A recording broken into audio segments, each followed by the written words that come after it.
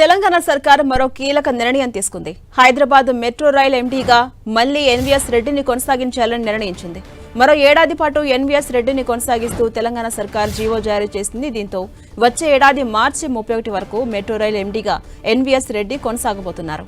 అయితే గతంలో రిటైర్డ్ ఉద్యోగుల సేవలను ఉపసంహరించుకున్న ప్రభుత్వం తాజాగా మరోసారి వారి సేవలను వాడుకోవాలని నిర్ణయం తీసుకుంది. అప్డేట్స్ మా ప్రతినిధి రాముడు అందిస్తారు. రాముడు, ఝాన్సీ రాణి, హైదరాబాద్ మెట్రో రైల్ నిర్వహణ చూస్తున్నటువంటి ఎన్వీఎస్ రెడ్డిని మరొక ఏడాది పాటు కొనసాగించాలని ప్రభుత్వం నిర్ణయించింది. ప్రధానంగా మనం చూస్తే గడిచినటువంటి 10 రోజుల క్రితం హైదరాబాద్ పాటు రాష్ట్ర వ్యాప్తంగా దాదాపు 6,000కు పైగా రిటైర్డ్ ఉద్యోగులు పనిచేస్తున్నారు. వివిధ శాఖల్లో వాళ్ళందరి సేవలను కూడా ఉపసంహరించింది.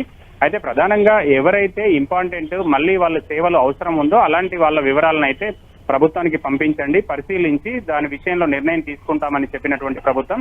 అంటే హైదరాబాద్ నగరంలో మెట్రో రైల్ కీలకమైనటువంటి ప్రాజెక్ట్ కాబట్టి అందులో చాలా ఏళ్లుగా పనిచేస్తున్నటువంటి ఎన్వీఎస్ రెడ్డిని మరొక ఏడాది కొనసాగించాలని నిర్ణయించింది. ప్రధానంగా 2016లో ఎన్వీఎస్ రెడ్డి తన పదవీ కాలం అయిపోయింది. ఆ తర్వాత నుంచి ప్రతి ఏటా ఒక ఏడాది తన పదవీ కాలాన్ని ప్రభుత్వం పొడిగించుకుంటూ వస్తుంది. ఇప్పుడు కూడా ఎన్వీఎస్ రెడ్డి పదవీ కాలాన్ని పొడిగిస్తుంది. ప్రధానంగా మనం చూస్తే ఫేజ్ 2 అదేవిధంగా ఎయిర్పోర్ట్ మెట్రోకు సంబంధించి డిపిఆర్లు సిద్ధం చేయడం, అదేవిధంగా ఆ పనులన్నీ కేంద్రం దగ్గరికి తీసుకెళ్లి వాటిని ఒప్పించడం వంటి ప్రధానమైనటువంటి వర్క్స్ ఉన్నాయి. ఇందులో చాలా ఏళ్లుగా మెట్రో సేవల్లో అనుభవం ఉన్నటువంటి ఎన్వీఎస్ రెడ్డి సేవలను కొనసాగించాలని నిర్ణయించడం జరిగింది. ఝాన్సీ.